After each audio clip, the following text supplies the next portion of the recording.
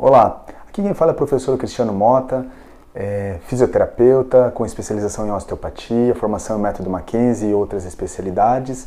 E agora eu vou falar para vocês como é que a hérnia de disco aparece.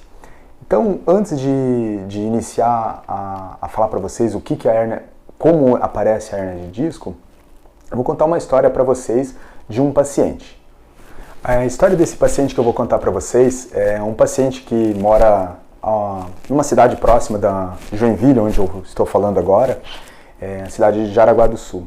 Esse paciente, o trabalho dele específico, ele tinha uma empresa de fornecimento de alimentação para empresas, mas desde adolescente o hobby dele era hobby e virou atleta na parte do ciclismo. E em um dado momento, né, ele já estava com 50 e poucos anos, começou com dor lombar e acabou indo no médico e tal. E o médico fez ressonância e tal. Quando trouxe para ele o resultado, no mesmo momento ali, falou para ele: olha, tua única salvação é a cirurgia. E aí ele ficou muito preocupado, porque ele iria parar de andar de bicicleta. Então ele, num momento lá, ele comentando comigo, ele falou assim: Cristiano, eu faço três pedais por semana. Eu vou da minha cidade, que é Jaraguá do Sul, até Balneário Camboriú, e vou e volto. E aí até eu brinquei com ele, falei: tá, mas quantos quilômetros dá essa brincadeira aí que você faz, né? E aí ele falou: a cada 2 dias eu faço 200 quilômetros, sempre para ir, sempre para voltar. Eu falei: nossa, isso dá 600 quilômetros por semana. Então ele falou: isso é porque agora eu já estou um pouco mais com mais idade e tal, eu já estou numa categoria mais elevada, mas antes eu fazia 1000 quilômetros por semana, ou às vezes até mais em treinamento. Então esse paciente eu acabei tratando e tal, e ele acabou melhorando, acabou virando meu paciente, me indicou outros pacientes, e usando as técnicas que a gente utiliza aqui, e o resultado, né, o desfecho, ele voltou para as atividades de academia, voltou a fazer o ciclismo dele. Numa dessas ele foi até para um campeonato em Belo Horizonte, não, na Bahia, e por fim ele acabou, a filha também era fisioterapeuta, e elas começaram a fazer corrida de rua, e ele acabou indo para a corrida de rua. E então eu atendi ele por um bom tempo. Atualmente eu não tenho mais contato com ele, mas a história dele foi essa, e ele tinha indicação cirúrgica, a gente acabou tratando e ele ficou perfeito. E agora, como eu tinha prometido para vocês, eu vou falar como que a hérnia de disco acontece, e na realidade o termo que a gente usa é a fisiopatologia da degeneração discal. O que significa isso? A degeneração discal, que é esse envelhecimento do disco, ele não é uma fatalidade e nem um azar. Então ninguém cria uma hérnia de disco do dia para a noite. Então é uma patologia, né, que ela vai se desenvolvendo ao longo do tempo, em algumas etapas. Então a primeira etapa, na realidade, ela acontece por um trauma. Então você pode erguer um objeto, você pode cair sentado, você pode ter várias hipóteses ali de lesões, que vai fazer o quê? Vai ocasionar um desequilíbrio postural num primeiro momento, e vai aparecer espasmos musculares constantes, principalmente na musculatura intertransversária, e até um músculo que é um pouco maior e bem importante, chamado psoas, que vai levar a uma compressão permanente desse disco.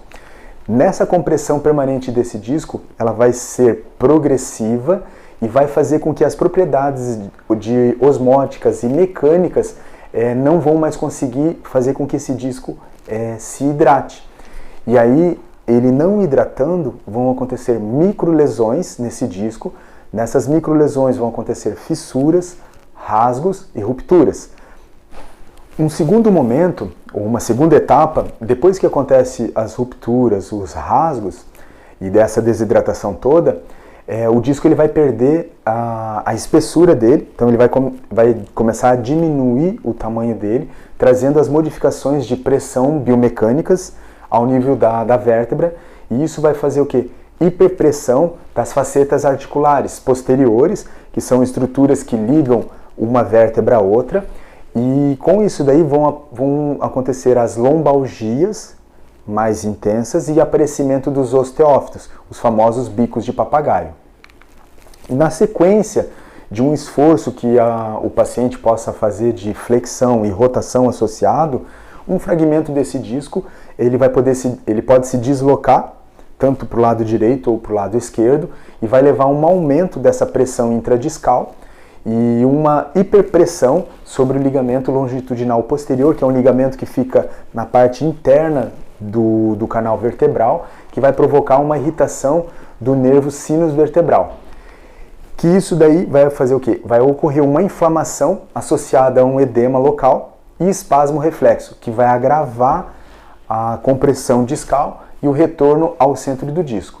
Então, disso daí vai acontecer, num primeiro momento, essa protusão discal com ciatalgia progressiva.